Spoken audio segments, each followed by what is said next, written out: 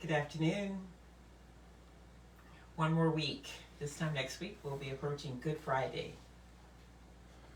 And so, as we've been coming to you, it would be very unorthodox to not mention Good Friday resurrection, even though we're trying to stay on this trek of getting through the Gospel of Mark. So, we will mention it towards the end, but I'm thinking that we may do a special video next week. Typically, we come to you every other week. I think it's best that we do another video just before Good Friday on next, or maybe even on Good Friday. So we'll talk about that because I want to kind of stay. Today is important. All of the days are important when we do this. By the way, thank you for praying for me. The weirdest thing when I got off the plane and after taking all my pictures in the cockpit with the very nice pilot, by the time I got home, just immediately I just started feeling achy, just like I did in December, a little bit of pain, and then the next day I had a temperature of 102 degrees. And that is pretty amazing. I mean, I felt like literally someone was using my head on a construction site. It just, the head pain was probably worse than anything else.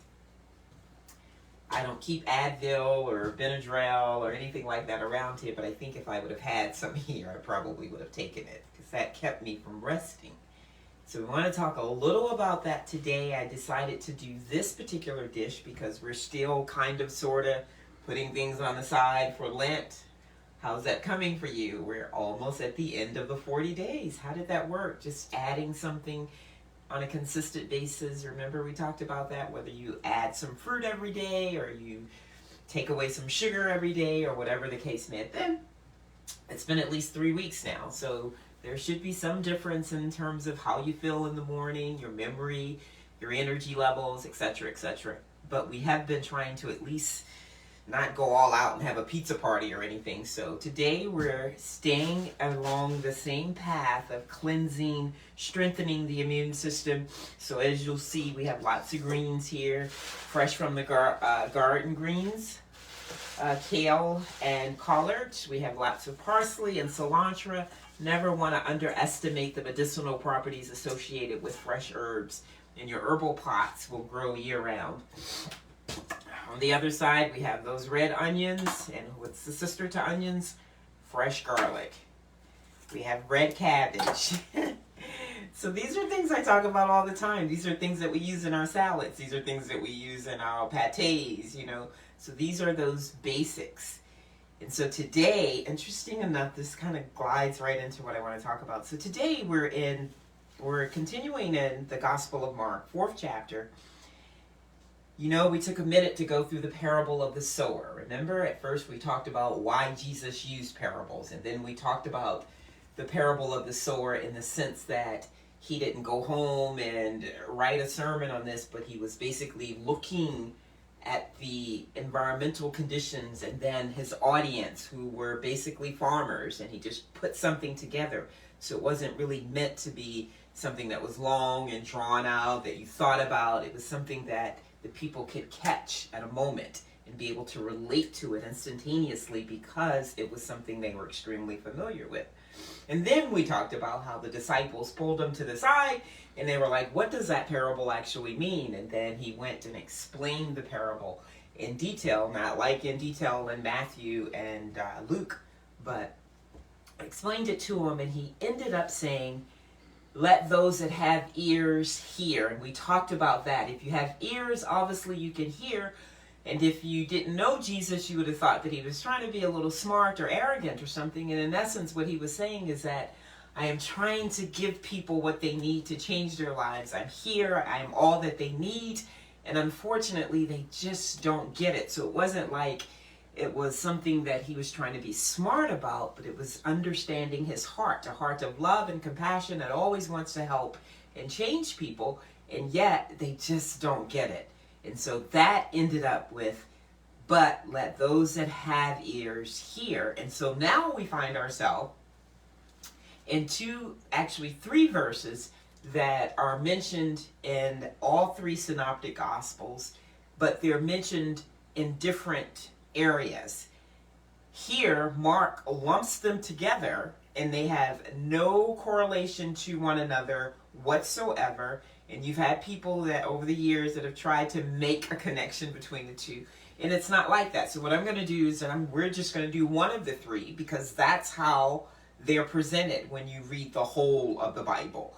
And then I'm going to explain why they're kind of what most people believe, why they're grouped like this.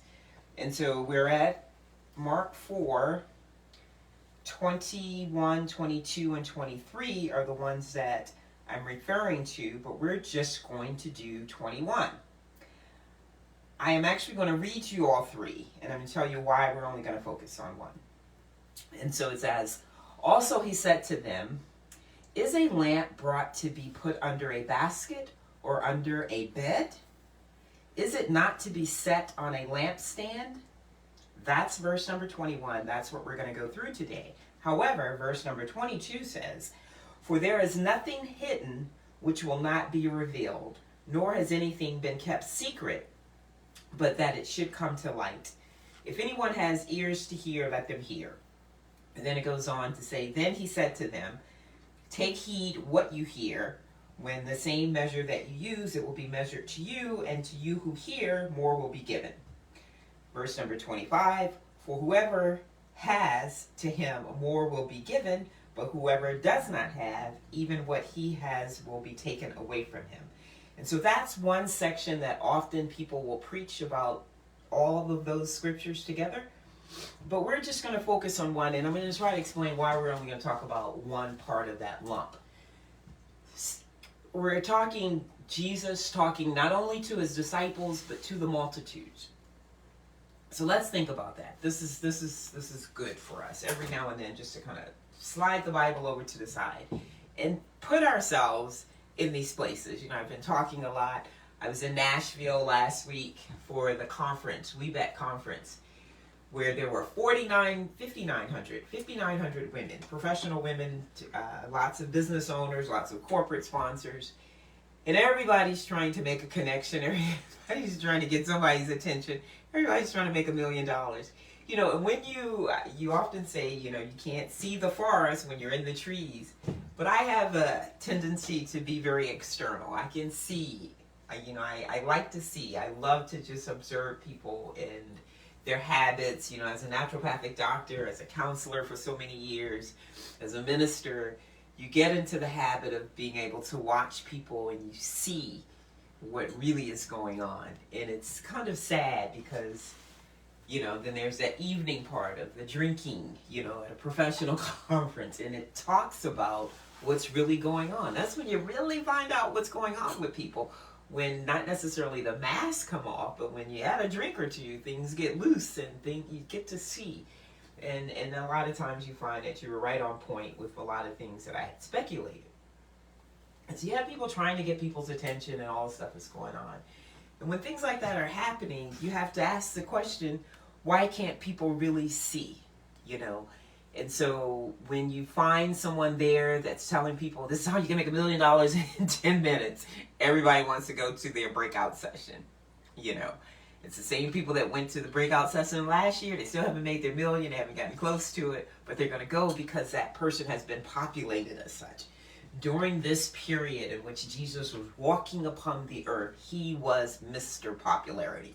Everybody wanted to be in his presence, just wanted to be able to just hear a little bit of what he was saying. And so when you have someone that's like that, imagine, if you will, because there's no transportation like we have today, so everywhere that Jesus went, he was trekking along the way, walking here and there. So a lot of times he would come into areas, villages where people that were in one village, they could walk to the next village just as sure as he had to walk to the next village to preach. They would walk to the next village to hear him again. Imagine your favorite musician. You know, he's in D.C., and then you find out he's going to be in Bethesda, then he's going to be in Columbia. If you love him that much, you're going to make a way to get to all three places. And so if that's the case, the musician probably has, obviously, a different show set for his different audiences, but for the most part, he's got 10 songs, 3 hits. Each time he's going to hit those 3 hits, no matter what the rest of the program looks like. And so you have to imagine that there were, because Jesus was human at this time, he's walking in the flesh, that he had his favorite things. Now, if you were to take 2 minutes away from what we're doing right now, and for $5,000, tell me 3 things that Dallas says all the time, what would they be? It's interesting too. Put that in the chat box, in the little box down there. I'll take a look at them later, and I'd be curious to see, and not with you taking some time to think about it, but like as quick as you can in the next 60 seconds, write down the 3 things that are synonymous with Dr. Dallas. What is it that every time she's speaking, whether we're doing greens or we're doing raw cake or juicing, she's going to mention those 3 things. What would those 3 things be? I don't even know what they are. I'd have to stop and think, what do I say all the time? I'm sure it's always, you got to eat fruits and vegetables. Always try to have carrots and celery, something like that. Drink enough water every day. But whatever you think those 3 things are, I'm sure there's some things that Jesus said all the time. And it is my belief that let those that have ears hear. This thing about a lamp not being put under a basket. Why a lamp? And so some of those things that we hear Jesus say, rarely, rarely I say unto you. I try to memorize those verses because that's like when he's serious, like rarely, rarely will I say to you.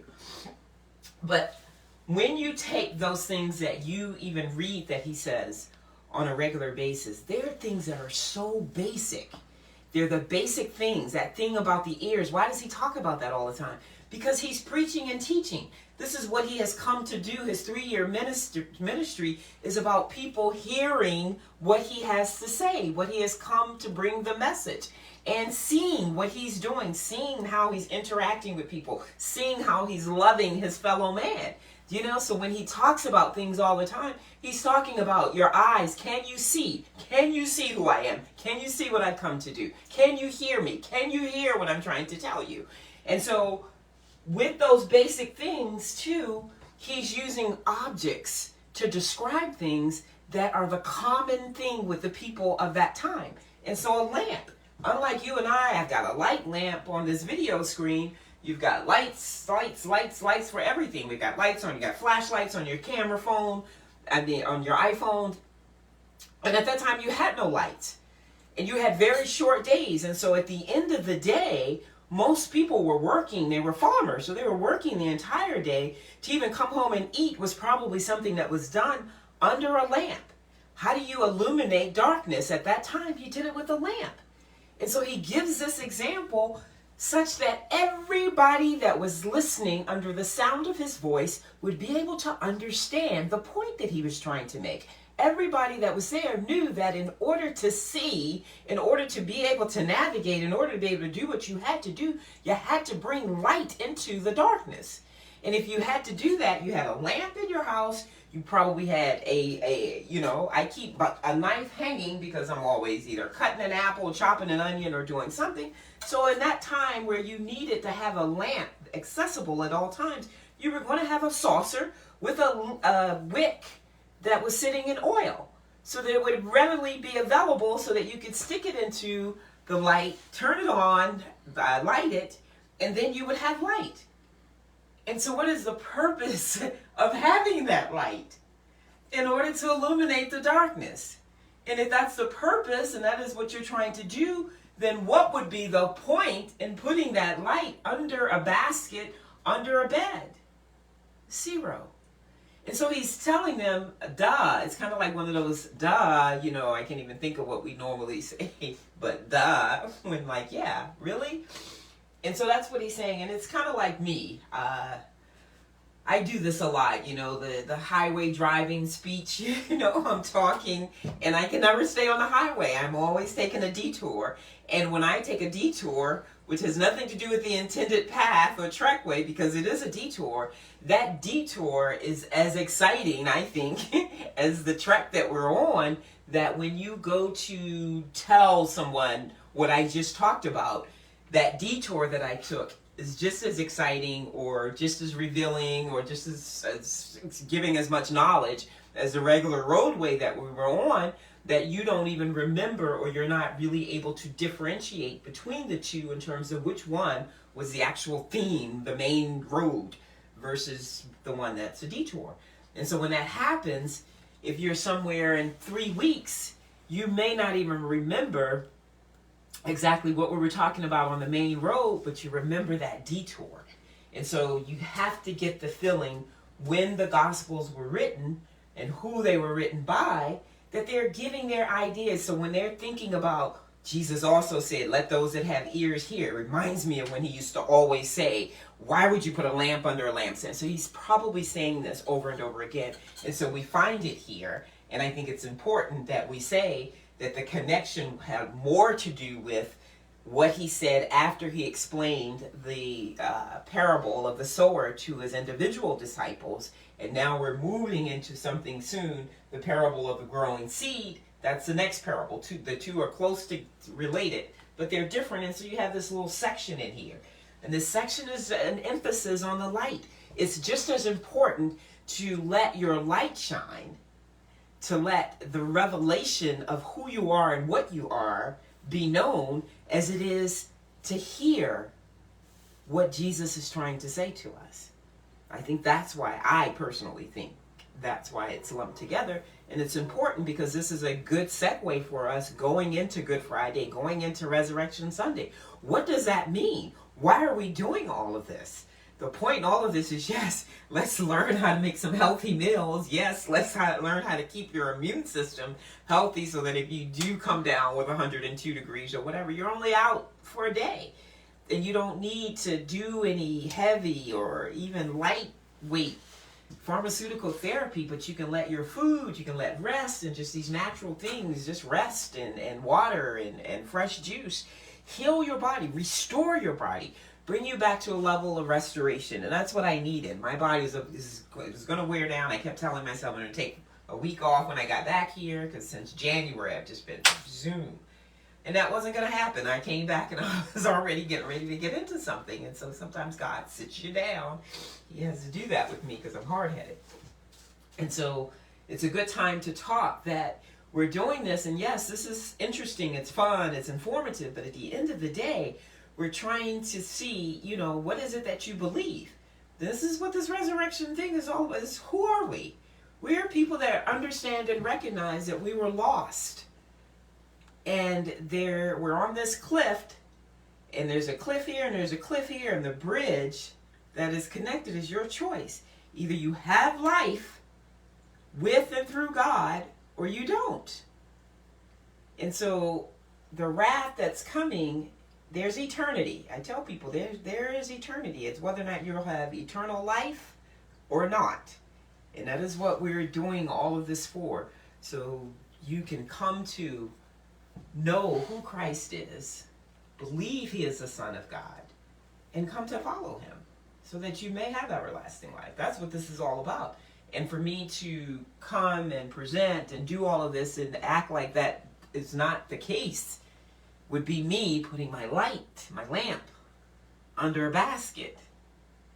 And furthermore, if it is the light, it needs to be. What would be the point? I was walking in the park this morning, and my God, it was much cooler than it was the other day. The other day, you had the rowers were still out this morning because they've started their season.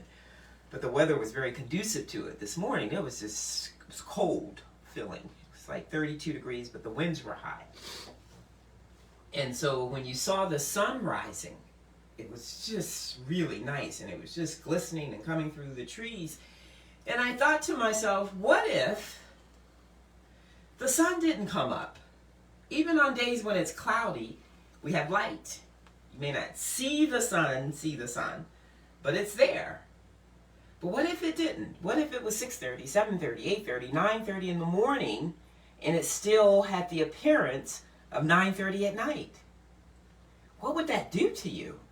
One thing that we can all say, and that's one of my favorite saying, is as sure as the rising and the setting of the same, the rising of the sun and the setting of the sun.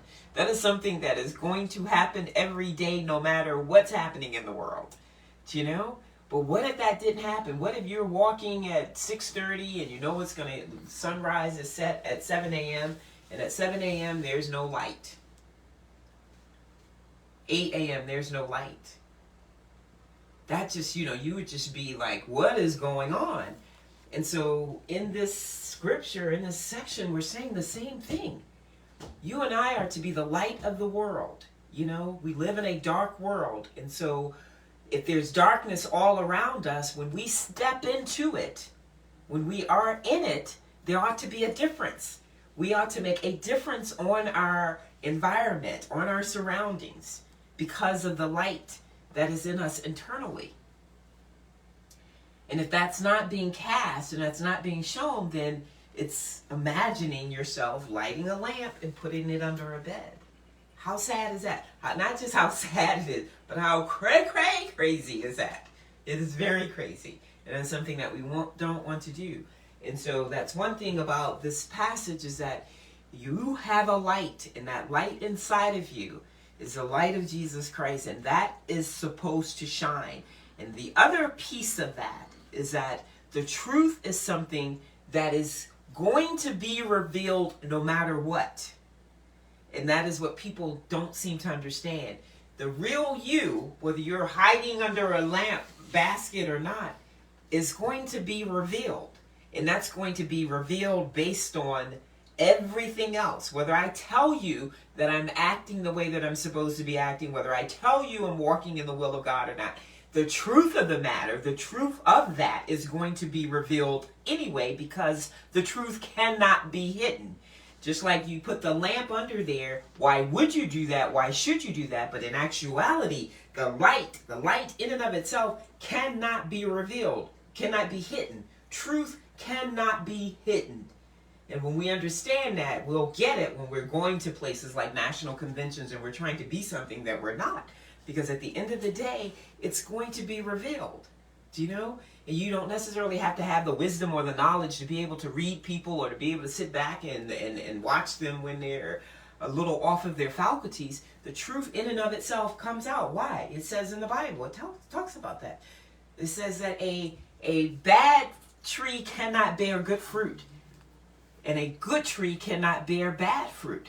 It is going to be revealed based on everything that's happening around you and within you. When you're doing what you're supposed to be doing, walking in the ways of God, then it's going to be very difficult for your life to be anything but good. That does not to say that you're not going to struggle, but the essence and the bearing of everything is going to be there. And so today we want to just talk about the truth, the light, and what makes the light come out. Oh my God, if one more person, while I was gone, people will say, oh, I can just tell your spirit, I can feel your spirit or whatever. And there's some truth to that, because I can feel the same thing. I can come into a room and I can just tell that, I was going to have to detox when I got back here, because people's energy, your energy comes through. And then it's amazing, out of 5,900 people, that the people that I would migrate towards, or the people that would migrate towards, were people that knew the Lord, loved the Lord, and they wanted to talk about that in the middle of a business conference more than anything else. And that's a good thing. It's a good thing, because that says that your light is shining, your light is working, and not only is it working, but it's so magnetizing. I mean, it's connecting other lights to you. And that was a wonderful thing. I think it was like 7 of us one day. We just ended up being right there at a table together and just, really having a wonderful time. And people will often ask me, because they think that, it's like this Renaissance woman that, people think I'm doing, how did you have this and all these different aspects? But they all go together. Everything that I do is under the same umbrella of holistic living. The popcorn is a part of that. It's all the same. It all kind of ties in together. But the way that comes together is just by doing that thing internally. And then things will come out of you and grow their own legs. And so it was a wonderful conference, and it was a wonderful opportunity to testify about some fabulous things that's been going on in my life and in my business that I keep forgetting to share with you on Facebook. I keep forgetting. It's my intent, just like I forgot to talk about what happened at the conference. I didn't forget. I take pictures, and it's my intent, but I don't have time to sit down and write all of that stuff up. Sometimes I'm better when I can just come and chat for 15, 20, 30 minutes. So what are we going to do? We're going to have a cute little dish based on what I had in the refrigerator. I was going to juice carrots and celery, because that's what you really want to do when you're not feeling well. So when I wasn't feeling well, these same kind of symptoms came upon me around New Year's Eve. I felt it coming on before it really attached itself to me. So much so that I was like, okay, let me get ready for this. And I actually went to Whole Foods. I got a whole bunch of carrots and celery and apples and made lots of carrot celery juice, lots of parsley and cilantro in there. So I actually, do you guys use the Instacart or the home shopping thing? So when I could not move on Friday evening and I needed some fresh orange juice, some fresh pressed orange juice. I didn't have any. And I knew I wasn't going anywhere because I think it was raining. It started raining that night or the next morning.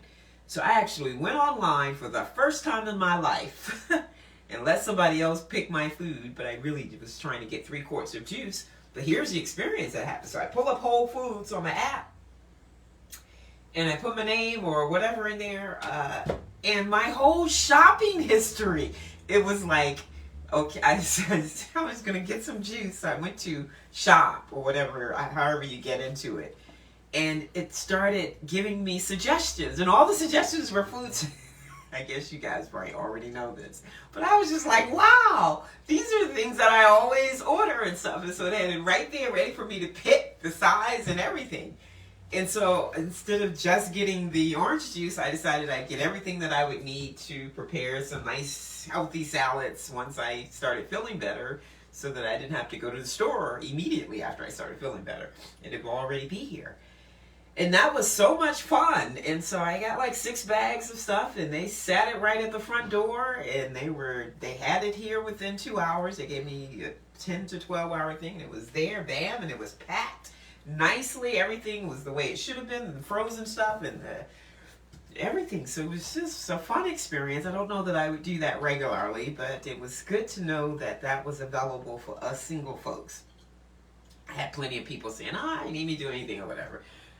But I just don't like doing that a lot. So anyway, that was good. And so these are some things that I got. But I made a salad the other day, so this is what's left. And I also had some sun-dried tomatoes that I wanted to use. And so when I give this dish to people, Sharon Lyons, I hope you're out there, we used to do raw greens all the time. And so what are raw greens? They're getting the best of the greens. So the great thing is when you do collards and kale, they have so many nutrients that just really help the body. Why? Because they're green. You see all these green foods here. And green foods do what? They clean the blood. But the additional medicinal properties associated with it for healing, for immune strengthening, for gut health are just astronomical. And you want to do that as often as you can. Unfortunately, when you cook greens the way that we're accustomed to having them, most of the nutritional value is depleted. You know, people overcook stuff. If you just want to lightly steam something, if you want it to have that sauteed kind of feeling to it, put a little oil and a little water into a pot. And when I say a little, I'm talking 4 or 5 tablespoons, quarter of a cup.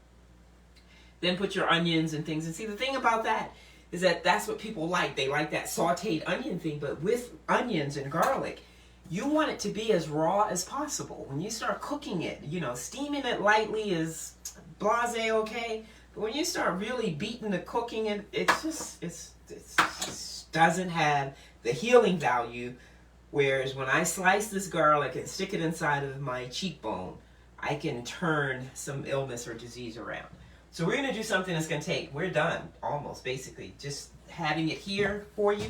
I chopped off some cabbage, took some red onions, and I didn't completely chop it up because I want you to see a trick that I'm going to do. So I like to chop things. The more chopping that you do, to sit here and chop this up for 3 minutes, this little bit of congestion that I have hanging here between a little leftover sickness and then the stuff that's hanging off the trees that would probably completely dissipate after chopping. I haven't been doing a whole bunch of chopping because I made a huge salad the other day to last me for 3 days. But here's a trick that I'm going to show you. The other side of that, if you're pressed for time, is that this is my favorite little friend. So, and that was the other reason. I don't know what I'm going to do next week. I really need to stop. I'm very anal about buying things that are more than $100 without researching the best one, this and that. And so probably going to be spending between $300 and $500. I need a new food processor. My nice dehydrator broke about 1.5 years ago. Then I got stuck with this little cheesy one. It's not cheesy, but I don't like it. And then it fell and busted all up. That's the thing with these plastic appliances nowadays. You get the glass ones and then they break. So I just haven't had a chance, but my food processor is like on life support. The dehydrator is on life support. So I really just need to take a moment to do that. But in the meantime, this is my best friend. Outside of using my own hands and chopping. So this is it Cous or not? Yeah. So it's just the little handy one that you keep. So when you're doing something very small like this, and not doing in bulk like I normally, anything I prepare, 10 people can share. So this is what I'm going to show you. How to do this really easy. So this is a very wonderful dish. It's sauteed. It's what we call raw greens. It has such a wonderful flavor to it. I'm going to give you all the secrets right here. And I use this, my secret container. It does really well when you're trying to ferment foods because it seals it and then the light can't get to it. These are where I get my fresh shelled pecans from Thomasville, Alabama. So I have a few of these containers. So we're going to put this over on the side.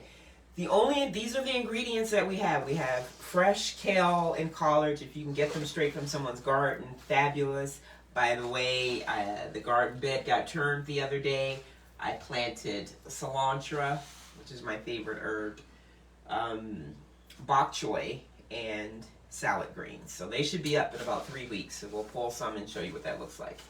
So we have kale and collards. We have parsley and cilantro. Remember, I tell you all the time, 3 sprigs of parsley, that's about this much, gives you more vitamin A than an ounce of carrots, which is like a small plate of carrots, and that's a ton of vitamin A.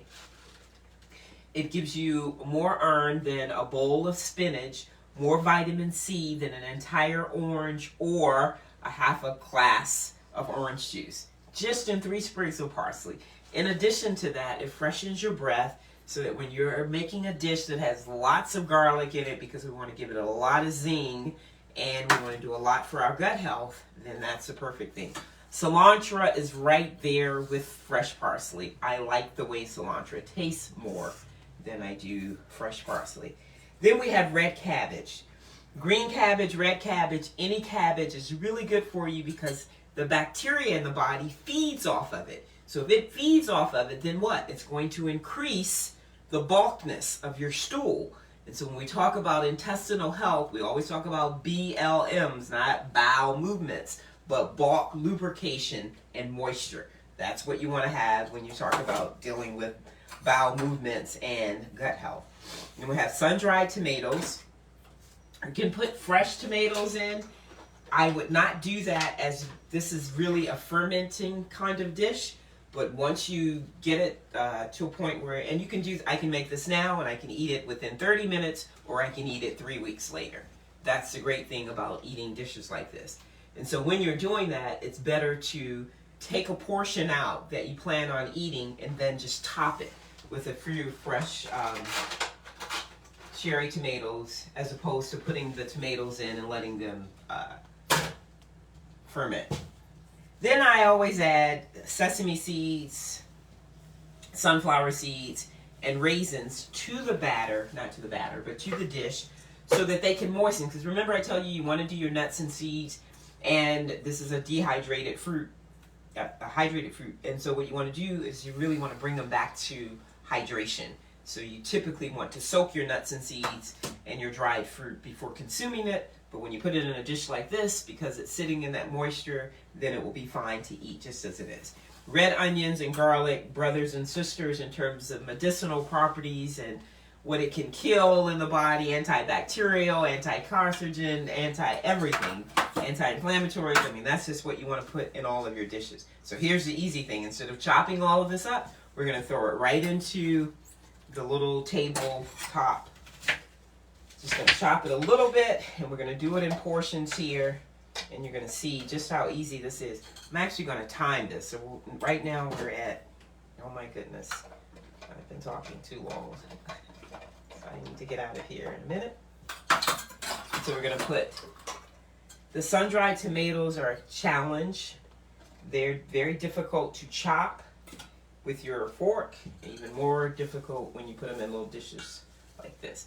And so you want to mix most of your ingredients in small batches like this, a little bit of everything, and just to turn it on. This is as easy as 1, 2, 3. Even if you didn't have the peeled garlic, which I got some of that to put in some fresh garlic juice that I was going to press. You can take regular garlic bulbs, and it takes you 2 seconds to get in there and just dump them in. But and so you have a grind button and a chop button. So the challenge, like I said, with sun-dried tomatoes and with fresh herbs, is just getting it to a point where it actually chops. And so the easy way to get around that is just by spinning it on the chop dowel for a second, and then putting it onto the chop dowel, and then putting it onto the grind, and just alternating the two periodically. So we're going to do that in 2 seconds. I should have had this on. Went to a funeral today, Deacon English. I think he was, I calculated 90 years, but I think they were saying he was 88. But when I did the math, he was born in 1934. Just a nice man. And his wife is still alive, so I wanted to just go and express my condolences. Nice service. Good when people live at home.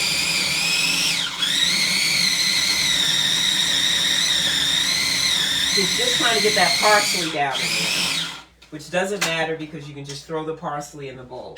So this is how you do this, guys. This is too easy. So I've given you a lot of recipes.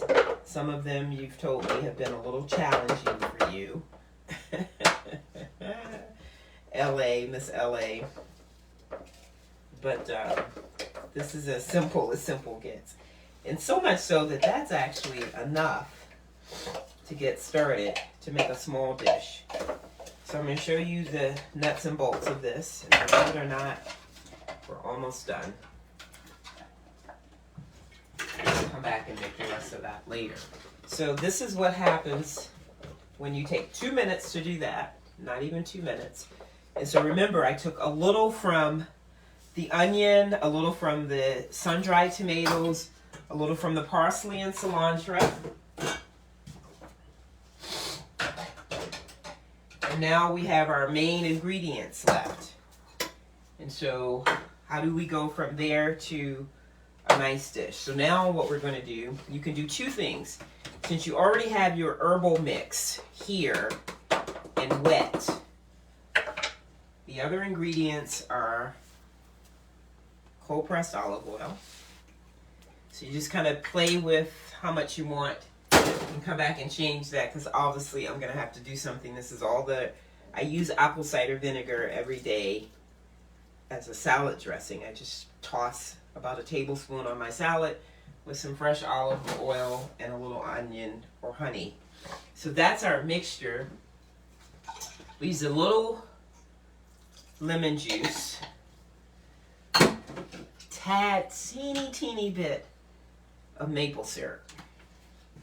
Or you could use fresh honey, or you could use a little blackstrap molasses. But you know the key I always tell you to making dishes is something sweet, something acid, something fat. Sweet, sour, acid. Okay, so then that's the combination. And then at the end we'll put this in. Well, we'll put a little sunflower seeds,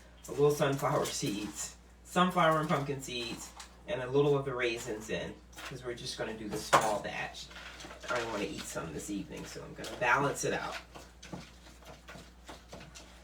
Then we take, it's really simple. You got it now.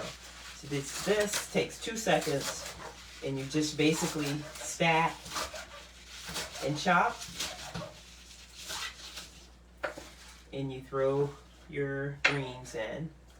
And do another little batch. Remember, I just took a small amount of the sun-dried tomatoes because you really want to put lots of garlic and lots of onion in with your greens, because the greens, just like when you cook them, they're going to shrink down to little or nothing. I'm going to grab some collards in here.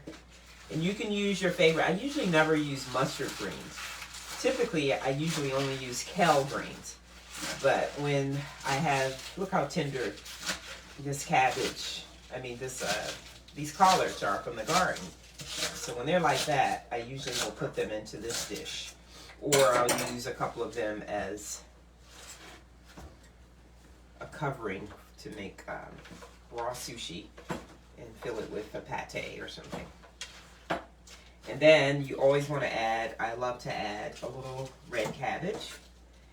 You want to slice that very thinly. You want your cabbage not to be on the same level in terms of size as your kale, your greens. The cabbage is going to be more like a condiment, like your onions and sun-dried tomatoes. So you want to chop that a little finer. And then you put it all in. You want to use a tad bit of sea salt. Imagine that this is sea salt. This is my special mixture of nutritional yeast, curry, cumin, turmeric, and paprika. And you can use that and a little bit of sea salt or not. Then you literally are going to just dance with your fingers, especially once you sprinkle just a little bit of sea salt. If you don't want to do the sea salt, I would do it because you're dealing with fresh greens. You're not going to cook them. They can be bitter. So that's just going to break it down. But see what happens when you put an herb, whether it is sea salt or turmeric or anything. See, that's almost looking like it's steamed. And in a minute, it's going to look like it's been cooked. And then you mix all of the things together. I'm dealing with a small bowl. Usually I use a larger bowl, and then I'll stuff these into a container. And literally, that's what you end up doing, is stuffing it into the container. Because the more you pack it, what you're doing is trying to ferment it. So when I do sauerkraut, I'll typically do the same thing, and then you just basically continuously pack it. You know, you usually use like a little soft wooden knob and just pack it as much as you can. And so a bowl that has that many greens in it, that's another good container to do the same thing. Will end up fitting in here. All of this is going to go in here, and then you put the top on it. But this small amount is enough to just let this sit. And when you do this, you don't want to refrigerate it until after it's been sitting out for at least a half a day. And you can cover it with some saran wrap, or you can just leave it with the actual top on it, just to let it get the nice good heat for the first 12 hours or so. After I go and drop some boxes off, I come back. If I want to eat this just like this right now, it's going to taste really good. But as with any, like a fine wine, the longer it sits, the better. So that fermentation process, the longer that takes place, the better this is going to taste. This is going to taste so much better on Good Friday next week, you know. And I'm going to come back and chop up all the rest of this and pack it into here. But for now, that's more than enough for me to have a portion later. And all of this can sit out because it's raw. It's going to be a fermented dish. And isn't that wonderful? So 7 minutes and I was chit-chatting. So just to chop up all of this, do all of that, you're talking 12 minutes. And see how easy that was? And what do I have to do? Literally wash my hands, rinse off the cutting board, and clean this little gadget. And again, if you want to hand chop that, that's fine. But if you're in a bind, you've got people coming over for dinner at the last minute, this is something that you can do in 10 minutes. And it tastes so fabulous, whether you're into healthy or not. It is one of the best dishes. That's our famous dish, the raw greens. We've been doing it for years. And there you have it. You can do it on your own now. And again, whatever it tastes like. You can always add a little more to it after you've taken it out of the container, after it's fermented. You can add a little more oil, you can add a little more cider. It's just up to you, and each time you make it, and you should try to make a batch of these every week because they're going to do the body well. Fermented food like this is 15 times better for you than anything else that you can give your gut in terms of all that expensive stuff they're telling you to buy, probiotics, prebiotics for your gut health. This is what you want to do. This is what you want to do, and then it tastes great. So you use a little more. Most people love the sun-dried tomatoes in it. You can add, I usually will add jalapeno peppers.